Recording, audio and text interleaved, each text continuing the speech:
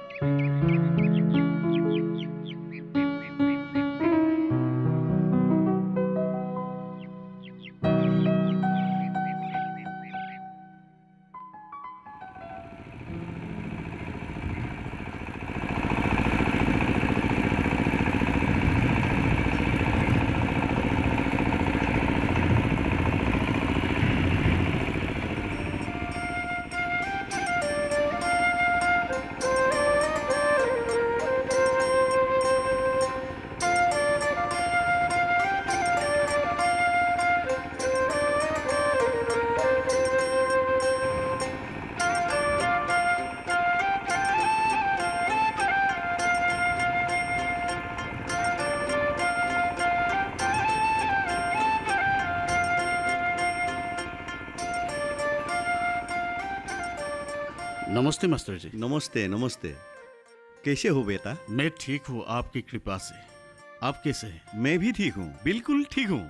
आप एक शिक्षक होकर खेत में इतना मेहनत क्यों करते हैं? सरकार ने तो कर्मचारियों का वेतन भी बढ़ा दी। वेतन बढ़ा दी है, सामान का भाव भी बढ़ गया है, लेकिन खेतों में काम करने वाला कम हो गया है। सो तो है, पर आप एक शिक्षक होकर इतने मेहनत करते, हमें अच्छा नहीं लगता है। यही तो गलत चीज है। ये कहाँ की बात है कि नौकरी वालों को खेत में काम नहीं करना चाहिए? सरकार तो हमें तनख्वाह देगा, लेकिन खाने के लिए दाल चावल कहाँ से मिलेगा? अपने तनख्वाह से खरीद लेंगे। अरे खरीदोगे कहाँ से? अरे बाजार से। किसको इतना जरूरी है कि हमारे वास्ते चावल दाल लेकर के बाजार में बैठे रहे? पैसा होने से बाजार में सब कुछ मिलते हैं मास्टर जी। अरे मूर्ख की तरह बात मत करो। खेत में लग जाओ और उत्पादन बढ़ाओ, नहीं तो हमारे सामने बहुत बड़ी मुसीबतें खड़ी हो जाएगी। बात तो आपने सही कहा है मास्टर जी। और सुनो, अगर हम ज्यादा से ज्यादा उत्पादन करेंगे तो सामान का दाम कम हो जाएगा। देश में उत्पादन कम होते जा रहे हैं, इसलिए सामान का दाम बढ़ रहा है। आपने तो बिल्कुल सही बताया मास्टर जी। आजकल लोग काम धंधा करने के लिए गांव छोड़कर शहर की ओर जा रहे हैं। महेश, तुम्हारा भाई अभी क्या कर रहा है? भाई ने बीए की, अभी घर पर बैठ रहा है। नौकरी नहीं मिली है उसे। सोचता हूँ उसे महाराष्ट्र भेज दूं, वहां जाकर किसी कंपनी में काम पर लग जाएगा। अगर हम काम करना चाहते हैं तो यहाँ बहुत सारा काम है। हम लोग सिर्फ नौकरी के पीछे ही दौड़ते रहते हैं। बिना नौकरी के ही हम काफी पैसा कमा सकते हैं। वो कैसे मास्टर जी? सुनो, आजकल सरकार ने किसानों के लिए बहुत सारे योजना बनाए हैं, पैसा भी बहुत सारे खर्च किए हैं। हमें उसे समझ लेना चाहिए। और एक बात सुनो, तुम्हारे भाई को बाहर मत भेजो, उसे मेरे पास भेज दो। जो कुछ बताना है मैं उसे बता दूंगा। हाँ, तुम उसे भेज दो। ठीक है मास्टर जी, मैं उसे जरूर आपके पास भेज दूंगा। आप मैं बस चलना चाहता हूँ। हाँ, जाओ जाओ। ठीक है ठीक है ठीक है।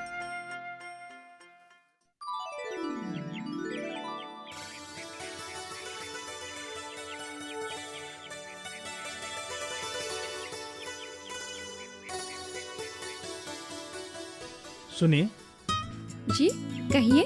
सासा जी ने मुझे बुलाया था। हाँ, ठीक है, आप जरा बैठिए, पिताजी अभी आते होंगे। वो घर में नहीं है क्या? पिताजी बाहर गए हैं, वैसे आने का समय हो गया है।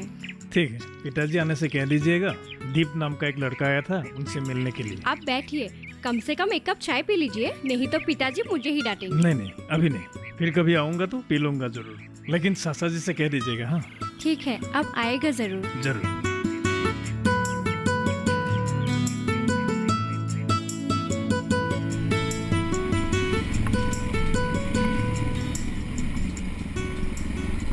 चाचा जी, मैं आपके घर से होकर आ रहा हूँ। भैया ने मुझे आपके घर भेजा था। हाँ, तुम्हारे भैया से कुछ बातचीत हो गया है।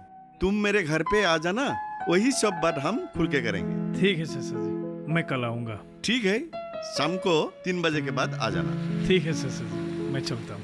ठीक है।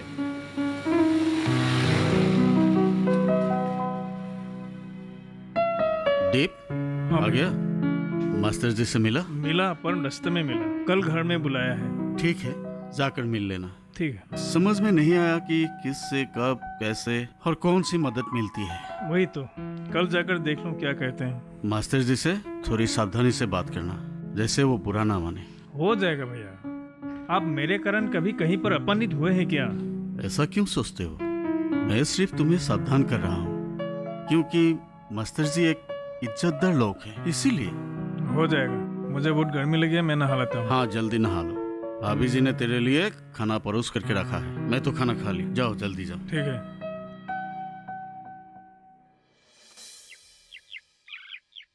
पिताजी, आपके गर्म पानी तैयार है, आप नहा लीजिए।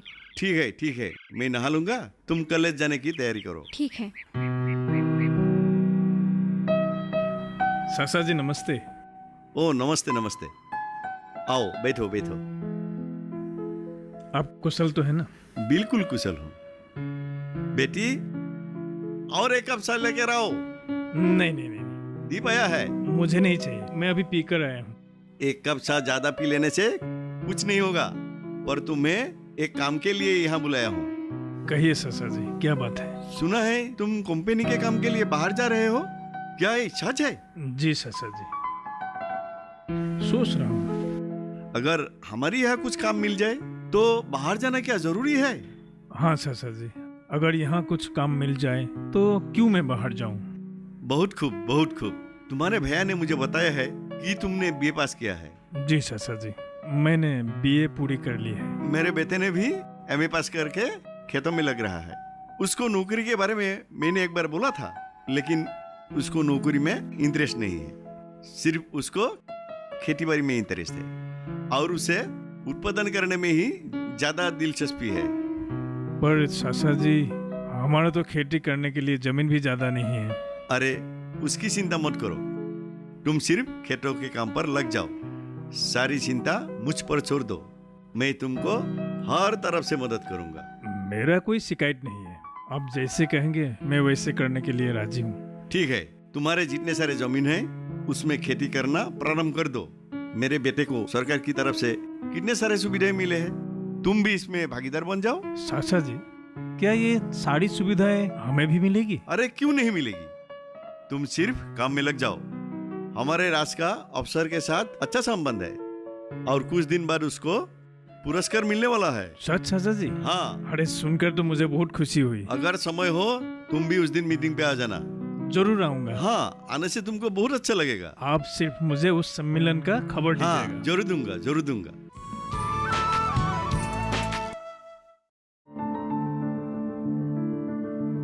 फसल में कीट लगा हो या कोई बीमारी, पशुपालन में हो कोई दिक्कत या चाहिए कोई जानकारी, फोन उठाएं, नंबर मिलाएं और कहें हेलो किसान। हेलो किसान। हेलो किसान। हेलो किसान, सोमवार, बुधवार और शुक्रवार शाम 6 से 7 बजे सिर्फ डीडी किसान पर।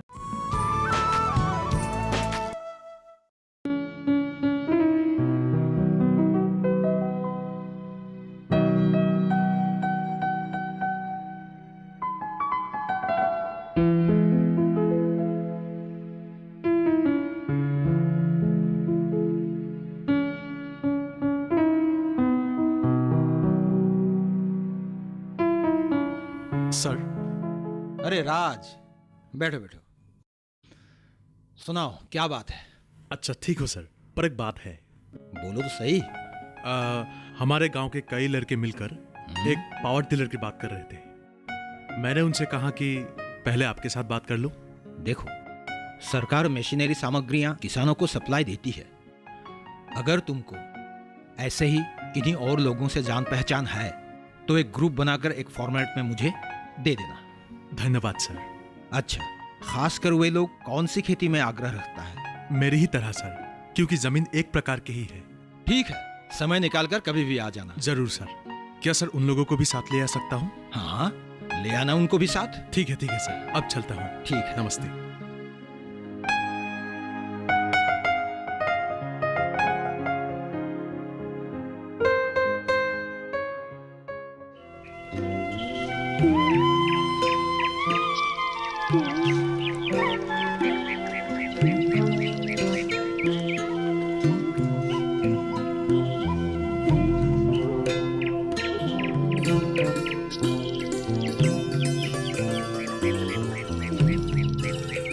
ओए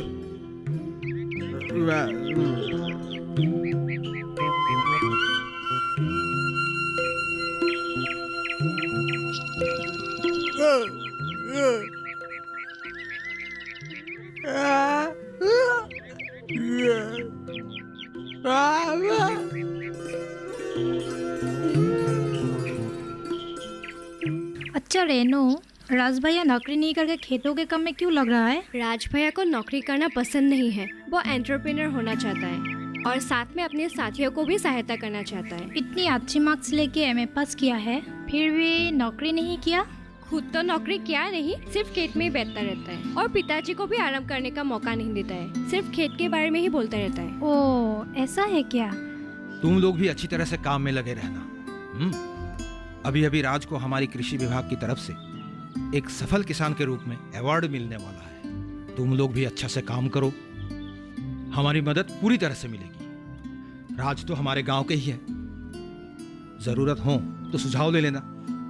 हाँ जरूर, अगर कोई असुविधा हो तो मुझे बता देना, और मेरे पास कुछ सामग्रियां भी है। ठीक है, सुनकर बहुत खुशी हुई। हम भी कुछ सामग्रियों की कमी के कारण अनेक प्रकार की दुविधा में फंस जाते हैं, जैसे रुपया, पैसा, खाद, कीटनाशक आदि। कभी कभी तो हिम्मत से हार जाते हैं हम। अरे कीटनाशक और खाद की कोई कमी नहीं है, सरकार की तरफ से इसकी पूरी सप्लाई।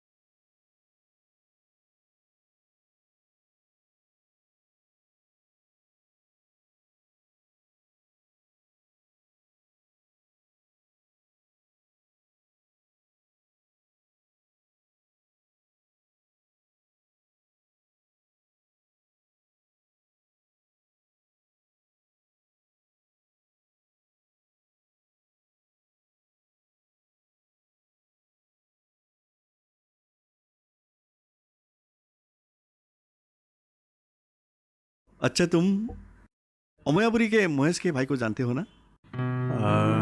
हाँ जानता हूँ। वो कुछ काम के लिए महाराष्ट्र जा रहा है, हाँ। कंपनी के काम के लिए। अच्छा। लेकिन मैंने उसे जाने से रोका, क्योंकि खेतों के काम में ज्यादा लाभ होता है।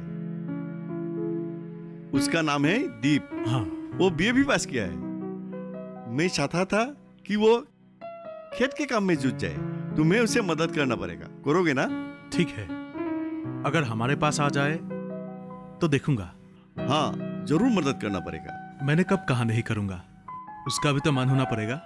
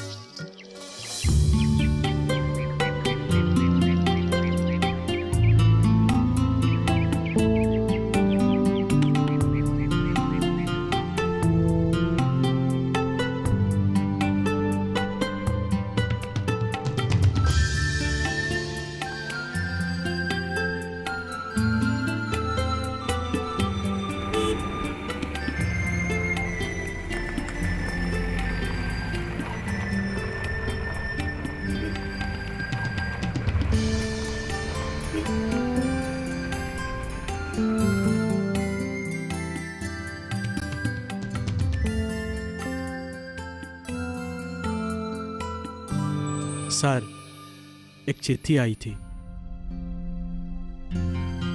ठीक है।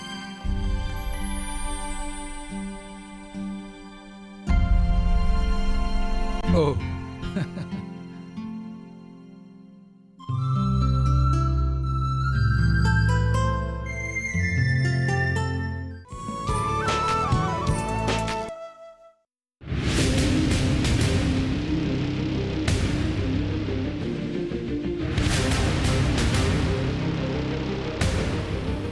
जब तपती है धरती, सूरज उगलता है आग, ठंड में जब सर्दी जमा देती सबके हाल, सब छुप जाते अपने अपने घरों में, तब बाहर निकलता सिर्फ एक इंसान, भरने के लिए हम सबका पेट, खून को पसीने की तरह देता बहा, थक जाता, झुलस जाता, हो जाता बीमार, तब उसकी सेहत का ध्यान रखता सिर्फ डीडी किसान।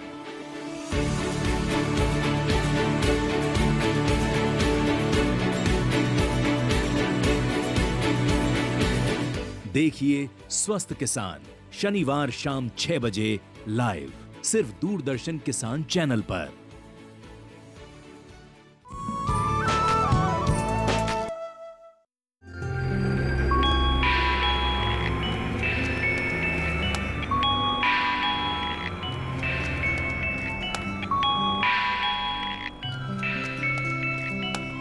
जी सर, बोलिए। हेलो राज, अभी अभी खबर मिली है हमारी जो सभा होने वाली थी वह सोमवार को होगी। जी सर, ठीक 2 बजे पहुंच जाना ऑफिस, ठीक है? मैं समय पर आ जाऊंगा। और कांग्रेचुलेशन है। Thank you sir.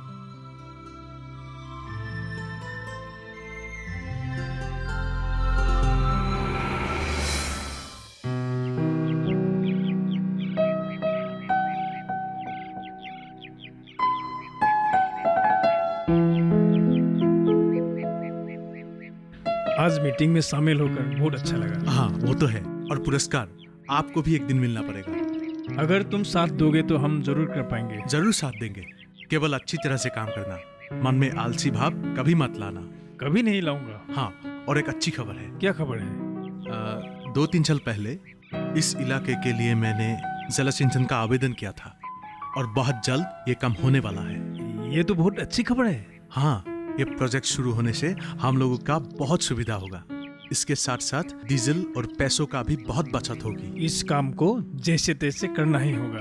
आपको भी मुझे सहायता करना होगा। जरूर, हम लोग आपस में मिलजुल कर इस काम को आगे बढ़ाएंगे। ठीक है? ठीक है, तो हम चलते हैं। ठीक है।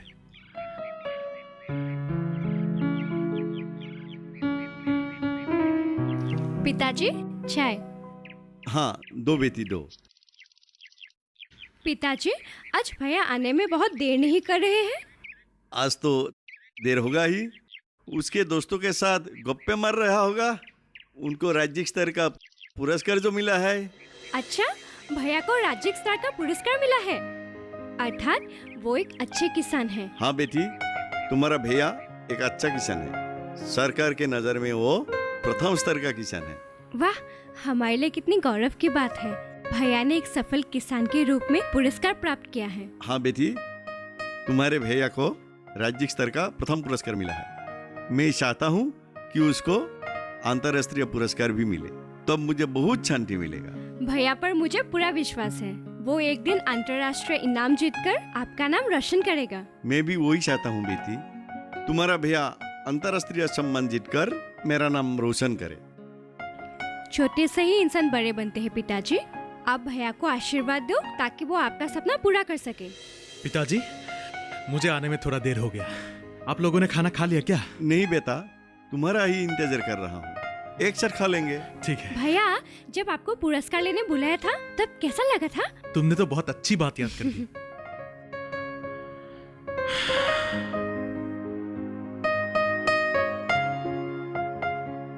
आज जब मैं अवार्ड लेने के लिए स्टेज पर चढ़ा और अवार्ड ले रहा था, तब उस मैट्रिक के रिजल्ट के दिन याद आ गया।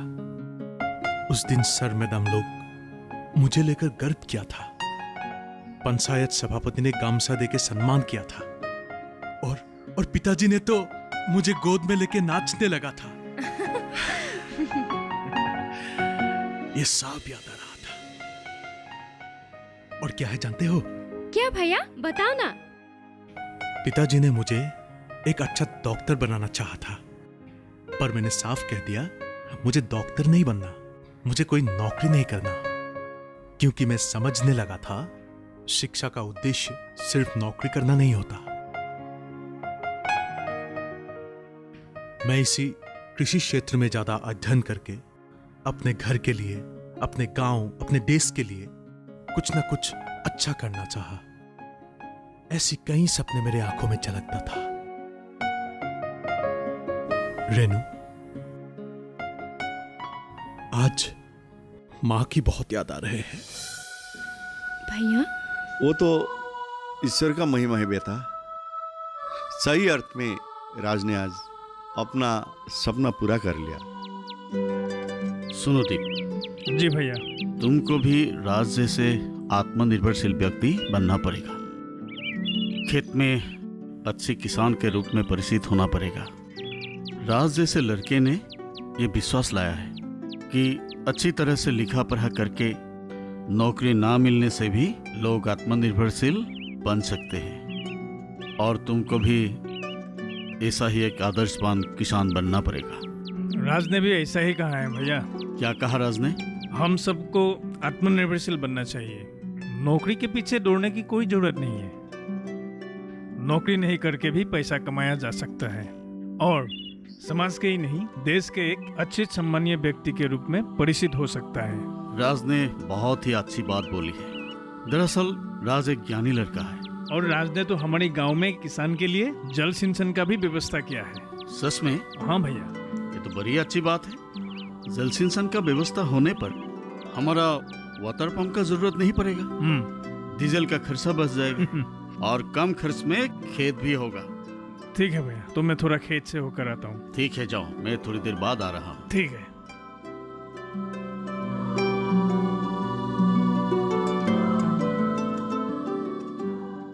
राज हमेशा आप लोगों के बारे में बताते रहते हैं। आप लोग उसे बहुत प्यार से समझाते हैं। यकीन कीजिए, आपका लड़का भी बहुत अच्छा है। किसके साथ किस तरह की व्यवहार करना है उसे भली भांति मालूम है। आप लोग उत्पादनमुखी बने। आप लोग हमें जितना दौड़ाएंगे हम उतना दौड़ेंगे। सरकार के पास आपके लिए कई योजनाएं हैं। केवल आप लोग सच्चे मन से आगे बढ़ते रहिए।